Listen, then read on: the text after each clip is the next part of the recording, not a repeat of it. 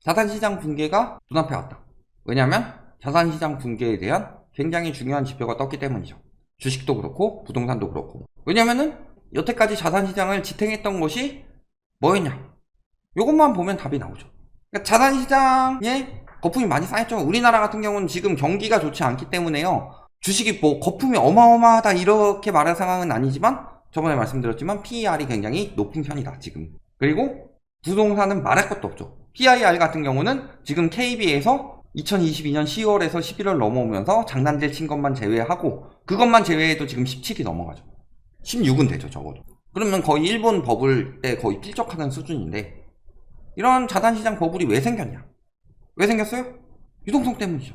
코로나 때 돈을 어마어마하게 풀었고 금리를 어마어마하게 낮추니까 대출 유동성이 들어가면서 세계 1위 타이틀을 획득했죠. 가계부채 세계 1위. 전세보증금까지 합하면 진짜 압도적인 1위고, 그냥 GDP 대비 가계부채만 보면은 우리나라보다 높은 나라가 몇 개 있긴 한데 OECD 중에선 1위. 금메달을 이렇게 따줍니다. 그런데 문제는 그 유동성이 축소가 되고 있는 중입니다. 그러면 유동성 축소가 시작되면은 그 여파는 천천히 퍼져가죠. 천천히 퍼져갈 수밖에 없습니다. 자, 이번에 국가 재정 손실이 8조가 감소했다고 합니다. 3월까지 54조, 그래서 93%, 지금 재정 적자의 93%를 썼다. 왜냐면 58조 정도 되니까 이 정도 적자를 생각하고 있었는데 93%를 썼다 했는데 오히려 45조로 줄었어요. 4월에 오히려 4월에 줄었다. 국가 수익이 늘었다는 거죠.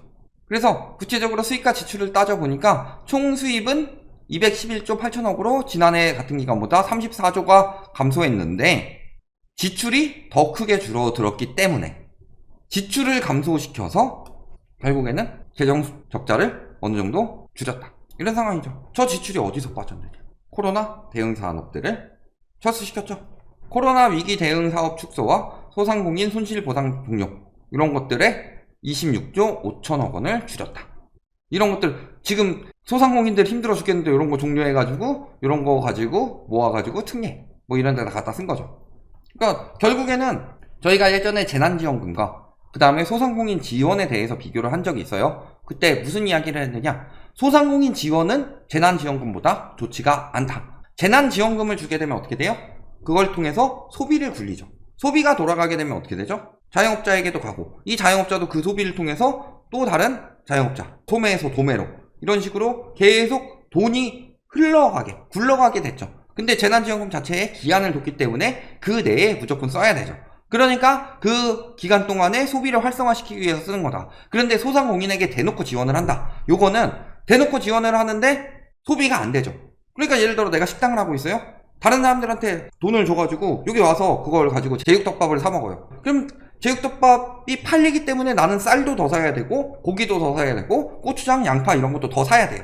그러면은 그 뒤에 정육점, 그 다음에 뭐 야채가게, 또 쌀가게 이런 데까지 또 소비가 돌죠. 이런 식으로 소비가 굴려야 되는데 나한테 직접 지원을 한다. 그러면은 지원은 들어왔는데 제육덮밥은 안 나가요? 그러니까 그건 썩어가고 있고, 그러니까 새로 살 일은 없고, 그럼 그 돈 뭉쳐가지고 어디로 가요? 건물주한테 가죠. 그러니까 지원이 그런 식으로 들어갔어야 되는 거죠. 그런데 지금도 보시면은 건설사 살리기 위해서 특례보금자리론 같은 걸 해요. 특례보금자리론은 영끌족들 내 집 마련, 청년층 내 집 마련을 위해서 해주는 게 아니에요. 청년층 내 집 마련을 위해서라면은 그만큼 빚을 지게 만들어주는 게 아니라 집값이 떨어지도록 둬야 돼요. 주거 사다리 이야기를 하는데 왜 주거 사다리를 타고 올라가야 돼요? 사다리 타고 올라가는 건 높죠? 높으니까 사다리 타고 올라가는 거죠. 그러면은 요 장벽을 이렇게 낮춰봐요. 그 허들 정도의 높이라면 사다리 안 타고도 올라갈 수 있죠. 그런데 왜 주거 사다리를 놔주겠다고 특례보금자리론을 때리느냐? 건설사를 위해서예요. 건설업이 무너지고 있고 중개업이 무너지고 있으니까. 그런데 그쪽 일부를 살리기 위해서 많은 사람들에게 혜택을 줘야지 경제가 돌아간다고 그랬죠. 일부에게 혜택을 직접적으로 때려주면은 다른 쪽에서는 그 영향이 못 받죠. 그러니까 경기는 계속 침체되고 있는 거예요. 그리고 그 자금을 마련하기 위해서 손실이 어마어마하니까 저런 데서 코로나 사업, 코로나 때 힘든 사람들한테 지원해주던 것을 하나씩 없애고 있다. 문제는 그래도 적자폭은 계속 될 것이라는 거죠. 왜냐하면 기대할 만한 게 없어요. 우리나라 그때 유일하게 상저하고 이렇게 기대했던 내용이 뭐였냐? 중국의 리오프닝. 중국이 리오프닝 할 거니까 우리나라가 중국에 수출 잘하잖아. 그러니까 중국이 사실 우리나라를 많이 먹여 살렸어요. 왜냐면 중국이 많이 팔아주니까. 우리나라의 그 무역 수지 중에서 태반을 중국이 채워줬기 때문에 중국이 리오프닝해서 경제가 활성화되고 소비가 돌아가면 우리나라 거 많이 수입해가지고 우리나라도 무역 적자도 개선이 되고 우리나라도 소득이 나가지고 잘 먹고 잘 살겠네, 이런 상황이었는데, 첫 번째 한중 관계가 긴장 모드가 되도록 만들었죠. 그 다음에 두 번째는 뭐예요? 중국이 그렇게 쉽사리 안 살아나고 있다. 왜? 우리나라 경제 이 모양 이 꼴 된 것 중에서 지대한 영향을 미친 게 부동산이죠. 중국은 더 심해요. 중국은 GDP 30% 정도가 건설사에서, 건설업 이쪽 부동산에서 나온다고 그러죠. 그러니까 중국도 부동산은 무너지니까 지금 중국은 이미 금리를 낮추고 있어요. 우리나라보다 경제 성장률 더 안 나오고 있어요. 근데 무슨 중국 리오프닝 효과를 보냐. 상저하고는 물 건너갔어요. 이미 상저하저고 앞으로 경제 성장률 전망 아까도 계속 떨어졌지만 앞으로 더 떨어질 수밖에 없다. 내년도 마찬가지고. 중국이랑 관계가 개선이 돼요? 아니면 중국이 지금 당장 어마어마하게 회복할 것 같아요? 그러니까 저런 식으로 코로나 지원 사업 이런 것들을 축소하더라도 재정 적자는 더욱 심해질 수밖에 없기 때문에 지금 일단 자금을 확보를 해놓는 거죠. 그러니까 정부에서 이런 식으로 자금 확보를 하면서 시중에 푸는 돈을 줄였어요. 정부 손실이 어마어마하기 때문에. 그러니까 시중 유동성은 더 빨리 감소하고 있습니다. 정부에서 8조 푸는 거 줄였더니 시중 유동성은 13조가 감소를 했어요. M2 통화량이죠. 근데 그 전까지 뭐라 그랬어요? 과잉 유동성으로 집값이 오른다. 집값이 들끓은 배경에는 넘치는 유동성이 큰 요인으로 작용을 했다라고 하면서 부동산 전문가들이 나와가지고 이야기를 했죠. 그런데 요즘에 유동성이 줄어들고 있어요? 2달째 줄어들고 있죠. 2달째 줄어들고 있는데 저때 이야기하셨던 요분들 중에서 지금 유동성이 줄었으니까 더 위험하다라고 경고하는 사람은 없죠. 더 위험하다라고, 진짜 이제 유동성 본격적인 축소가 시작됐다, 집값 개작살 난다, 이렇게 말하는 사람이 없어요. 주식 개작살 난다, 넘치는 유동성이 주식 코인으로 흘러들어가고 집값으로도 흘러들어왔죠. 주식 코인 개작살 난다, 유동성 때문에 올랐다라고 말하는 사람 중에서 유동성 때문에 이제 개작살 난다 이렇게 말하는 사람은 없어요. 다른 핑계 대죠. 금리 때문에. 근데 그 사람들 뭐라고 그랬어요? 자, 금리 인상하면 폭락한다? 집값이 떨어진 건 딱 이때밖에 없다 라고 이야기했고, 한은에서 막 결과 발표해도 금리 올라가면 집값 떨어집니다 라고 발표하니까 뭐라고 그래요? 1%포인트 올라도 3%포인트밖에 하락하지 않는다, 이런 식으로 해석을 했죠. 저 3%가 지수로 나온다는 것 자체가 영향이 얼마나 큰데. 금리 문제 없다, 금리는 별 의미 없다. 왜? 공급 확대해야지. 우리나라는 공급 부족이니까. 외국은 공급 부족 아니니까 금리 올리면 떨어지겠네? 아, 금리 올려도 전 세계 집값은 더 올라. 금리 오르면 집값이 잡히는 게 아니라 실수요자들만 죽어난다, 집값은 계속 뜬다. 근데 집값은 계속 뜨는데 영끌족들 죽어나서 경제만 망가진다, 이런 이야기 한 거죠. 4분기 금리, 지금 3분기 때 21년 3분기 때 8월부터 금리 올리기 시작하면서 10월에 또 올리고 그 다음에 22년도에도 계속 올린다고 해도 더 오른다. 금리는 집값 못 잡는다. 참여정부 때도 금리 인상은 집값을 못 잡았다. 금리 올리니까 집값 떨어지겠지 꿈일 수도 있습니다. 금리 인상과 집값 폭락은 과거부터 아니었다. 다 저렇게 이야기했어요.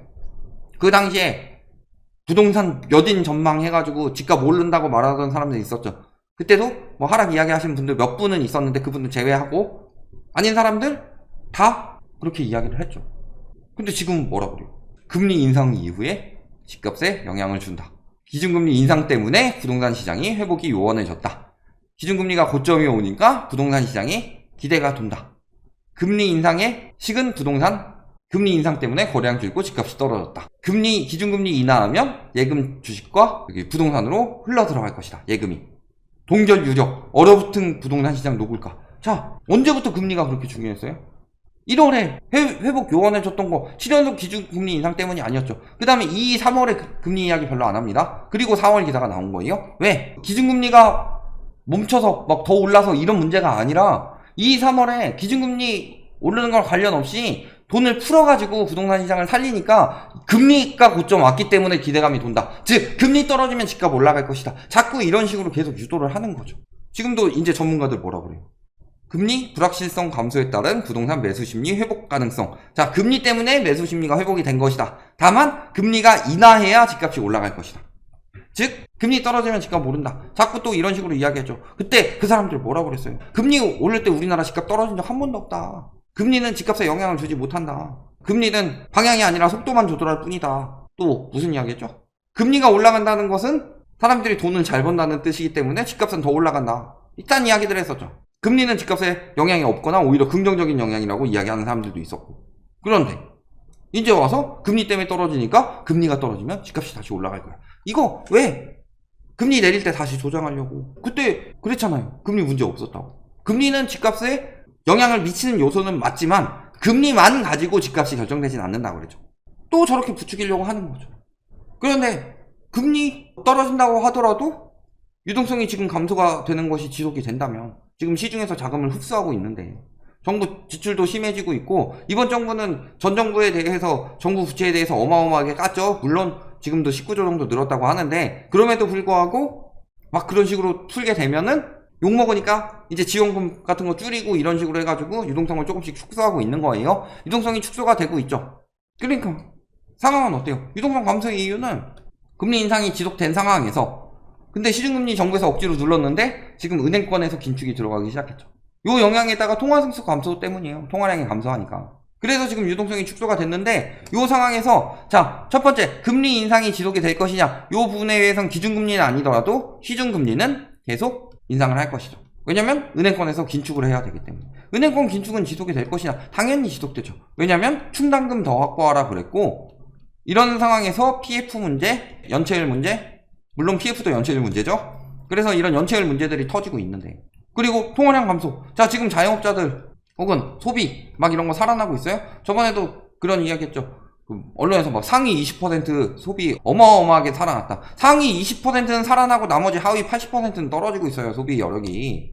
그러니까 앞으로 유동성이 계속 저렇게 감소할 수밖에 없어. 그러니까 지금 눈치 까고 빠지는 거예요. 자, 부동산 시장 봅시다. 거래 회전율이 떨어졌어요. 거래 회전율 왜 떨어졌어요?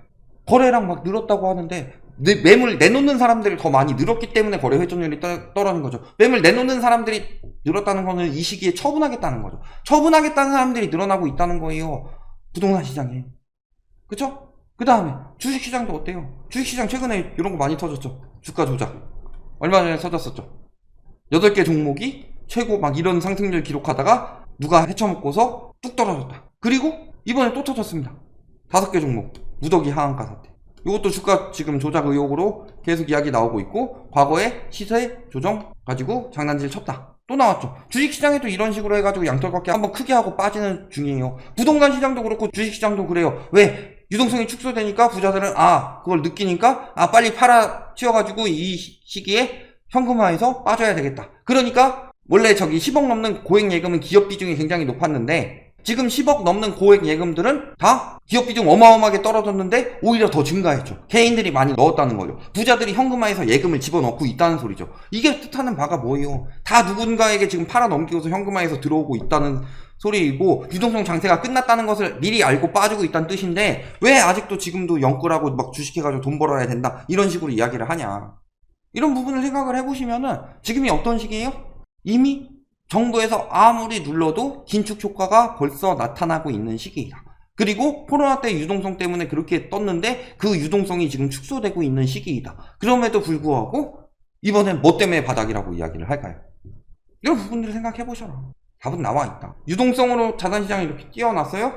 유동성이 뻥 하고 터져버렸어요. 자산시장은 어떻게 되겠냐? 답은 나와 있다. 당연히 붕괴될 수밖에 없는 상황이다. 이렇게 보시면 되겠습니다.